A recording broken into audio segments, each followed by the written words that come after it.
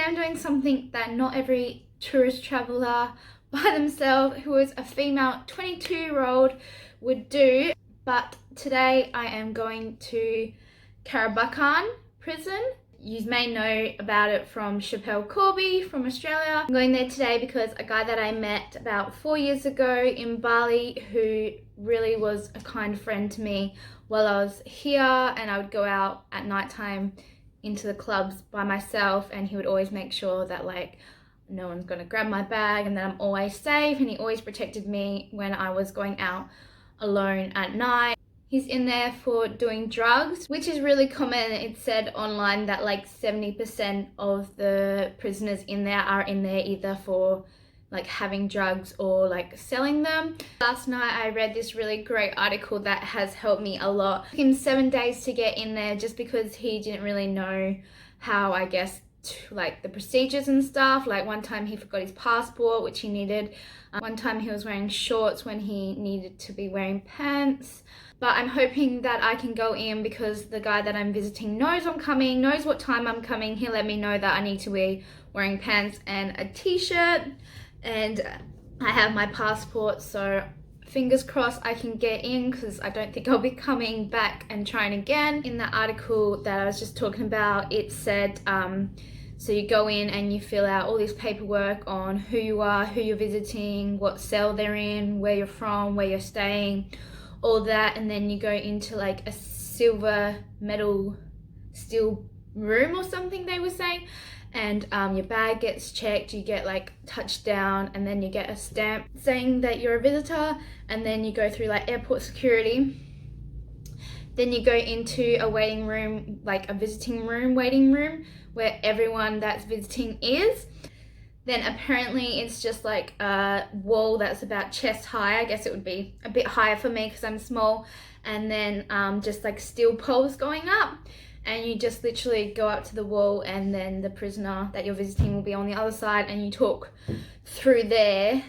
So not like at home where you sit down in a booth with the glass and a phone. It's more like, well, I don't know, I've never been to a prison, but that's what I would assume the ones back in Australia would be like. But yeah, this one is just like everyone's at this wall and you're just talking through the metal poles. So apparently it's very loud, like everyone talking, and children are there running around and yelling, like visiting, and it's just going to be really loud. And I'm just like a bit like, I feel like it's very full on. Like I'm already kind of like really worked up about like how intense it's going to be. But I really want to do this. Like he's messaged me pretty much every day that I've been here asking me to visit him, and like because all his family's in Java, so none of his families have come visit him, and I could just imagine how like tough that would be, like being in prison. I know that he's in there and that's his own fault, and like he needs to serve his time and whatever, but just to be in there and not have anyone come visit you, and it would just be I don't know, it would just be so sad. And it's not the nicest conditions. Like I was reading that there's like 400,000 people in there, but the capacity was only built for like 300 prisoners, so they're like totally like overflowing. They're just sleeping on the concrete floor like with nothing, and they eat like old bread and eggs. So I bought him some snacks because apparently you can bring in some food for them and some cigarettes. Yeah, so I am very, very nervous, and I really hope I don't cry, but I feel like I will just because of the like overwhelmedness. I don't know, it's like it'd be so overwhelming to be. I've never been in a prison, so I have no idea what to expect. I know it's not going to be very nice conditions, and it will be loud, and loud with like a different language is different as well, because it's not only like loud and you can like understand what people are talking about around you.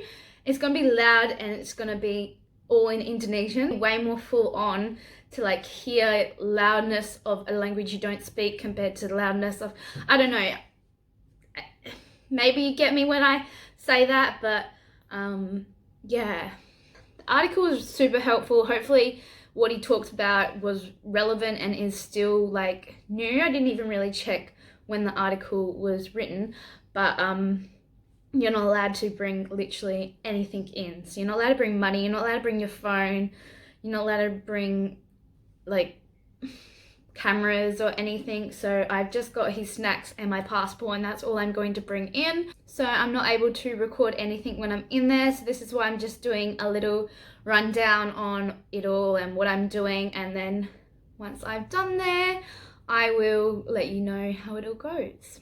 So wish me luck. Hey guys, so I am now at my hotel in Legian. I just had to wait a few hours downstairs because check-in was 2:30 and I got here around 12. So my experience at the prison. Before you walk into the prison, there is like a little box where you get like a ticket to say what number you are, and it was all in Indonesian, so I had no idea what to do because there was like 3 different options of what to pick.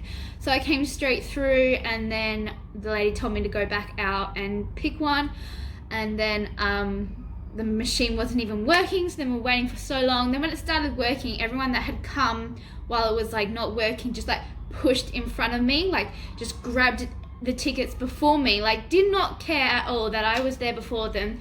They just pushed right in front of me, and like I didn't expect that because normally Balinese are like so sweet that like I kind of, I guess, let them do it just because I didn't expect that they were doing it. Like they would have definitely known that I was before them, and they still just pushed in. So as you get the ticket, you go in, and there's like an airport security type of style, like you put your bag on a conveyor belt, and people were just like pushing through me and putting their bags on. So then I was again behind all these other people, and then I finally get in, and I don't know what to do. Like it's just all in Indonesian. The speaker that's talking is in Indonesian, and I'm just really confused. I don't know if anyone there can speak English. So I got up to the desk and I asked them. They said just to wait for my number that was on my ticket to get called out. So then I'm sitting there, and then the numbers are getting called out, and I'm trying to like figure out if it's my number because I did learn Indonesian at school, so I do know how to count to 10, but the numbers were like in hundreds. Like mine was 104, and I didn't know if that was different, like if it was 104 or if it was like 104, if you get what I mean. Like for us we say 104, but like it could be 104, I don't know. So I was trying to listen, and I didn't really know what to do, and I didn't know exactly like how long to wait. I think the best thing I should have done is like look at who was before me when they got their ticket to know like when they go up I'll be the next person to go up. So I waited, and then a lady next to me, I asked her how to say my number so that I could, when I heard her say it, I could then listen out to the same thing. But then in the end, the lady that told me I needed a ticket just told me when it was my turn to go up. So then you go up to this desk, and I gave the guy the name of who I was visiting, and he puts it into the computer, and then all the person I know's information came up with his mugshot and everything, and I just started to like get really teary-eyed and emotional because it really hit me that like, because it was a mugshot, he is in prison. So then I filled out filled out my information, gave them my passport, and then they took a photo of me. I then go to a lady and give her the piece of paper of that guy's filled out of all my details and the person's details, and then she takes that with my passport and holds on to it. And then I go into this little room. The door was literally probably the same size as me, and then he stamps me with this stamp, and it just says Konjangar 2007 La Paz, Kerobokan. So I think it must just say visitor. I don't know what it is. He stamped me, and then a lady like pat me down. And then I go into the other room, which is like where everyone is. So then there's like a half wall, and then poles above that, and then the prisoners come in, and then you go up to them when they come in. I was waiting so long for him. Like I ended up just like standing up and kind of pacing around because I was just like building up my nerves so much. And then I went up to the security and I asked him like, is he coming? Because he knew I was coming, so he should have been prepared. And then I was waiting and waiting, and they said that they called out his name, that he was on his way, and then he gets there and I finally see him, and then 10 minutes pass and they tell us that visiting time's over. So I only really got to see him for 10 minutes, but it was like really nice. I'm so glad that I did do it. And he told me that he's never had anyone come visit him since he's been in there. He has 6 more months to go, so I'm hoping that when I come in January, which is only 5 months away, that he'll be out on good behaviour, because he seemed to have got along with the security that was there. Like, he was talking to them and laughing with them when he came in, and it was really good experience. And what really upset me was there were so many children visiting, and like there's probably their fathers in there, and I'm just like, oh.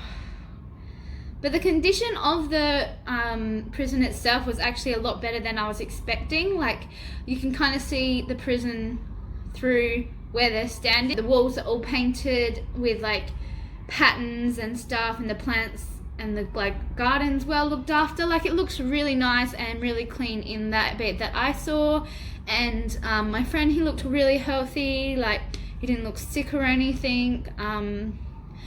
But yeah, I just kind of wish that I had longer to talk to him, and I'm hoping that maybe if I get free time the last 3 days that I'm here, I might go back there now that I know like how it all works, and I know like just to push in front of everyone, since that's what they do, that I'll get there and I'll be able to spend more time with him. Also, my checkout was meant to be 10 o'clock and the person never came for me to be able to hand over my keys. So by the time she came, it was like 10:30, and then by the time we got to the prison, after like all the traffic and stuff, it was like 11, and visiting times were only till 12. So I really think that it was best to like go as soon as visiting times open, like 9 o'clock, because then if the wait is longer, at least like there's more time to allow. So yeah, that was my experience there. I wish I could have somehow like been able to show you guys what it was like inside. But yeah, you're not allowed your phones. You're not even allowed to take money in there. Lots of people had food, like, and I just got him like a few bags of chips and nuts. But people had like big rubbish bag full of like things to give them. And then I felt really bad. I felt like I didn't bring enough, and I just let him know that I wasn't sure like how much I could bring for him. But yeah, that was like the experience, and I'm really glad I did it. And like now I know, and now if he is in there when I come in January, I can easily go and visit him and know how it all works. But yeah, it really upset me because he told me like no one had visited him because all his family's in Java, so none of his family had come and seen him or his friends. So yeah, it was really eye-opening, and just seeing everyone, all the other prisoners and their family together, it was a lot. And yeah, me and one other girl who were the only like white people there, but that other lady was with locals, so she, I guess, didn't have to do it herself. The guy she was with would have like helped her with like filling out the forms and like listening and reading things, but I was totally by myself. And then I saw one white guy, or Caucasian guy, who was a prisoner who had a visit from a Balinese. So yeah, definitely very, very interesting. So now it is about 2:30 and my tattooist is coming at 4:30 to measure up my tattoos that he'll be doing tomorrow. So I think I'm just going to have to find an ATM to get the money out for him, and I don't know, maybe just see what's around this hotel. I really love it, so I'm just gonna show you here what my hotel looks like.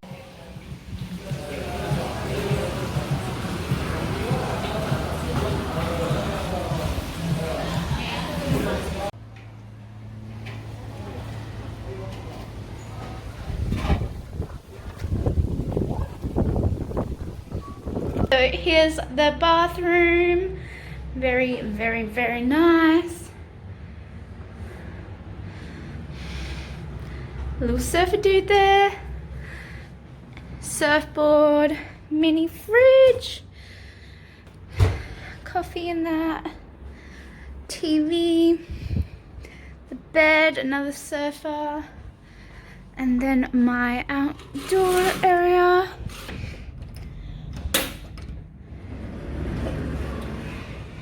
come out here. It's a nice bed area there. And then, oh, this is scary, I'm on the 3rd floor. And then the pool area.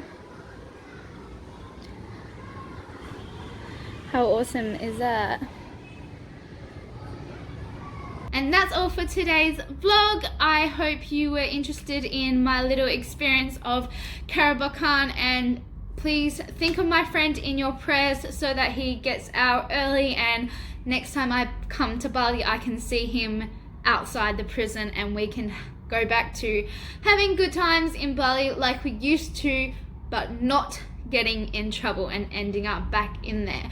I told him so many times that I really miss the good times we had together, and he needs to think about positive things and know that drugs is not the answer, and it's not going to bring you any good in your life. It's only going to get you in trouble and cause you lots of grief and just lots of life. Like a whole year in prison and it's just gone, like a whole year of your life gone. So I just pray and pray and pray that he can get out and he does not get back in.